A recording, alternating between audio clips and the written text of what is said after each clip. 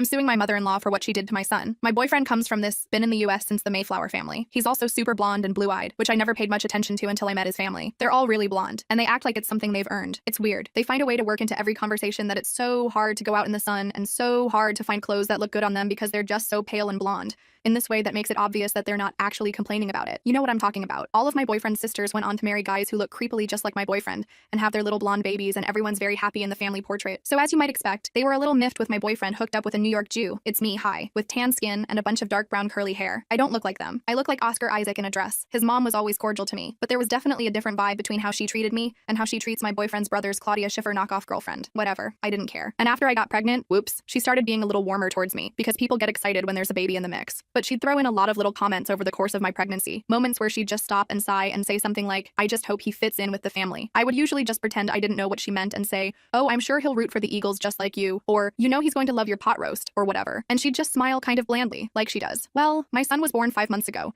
and he has the most gorgeous mop of curly brown hair and beautiful big brown eyes. My boyfriend and I are so in love with him. Well, 2 days ago, our sitter had an emergency and canceled, and we were left in a lurch because my boyfriend and I both had to work. I called my boyfriend's mom to see if she was available to watch the baby. She'd never been alone with him before because I had some postpartum anxiety and didn't like him being away from me.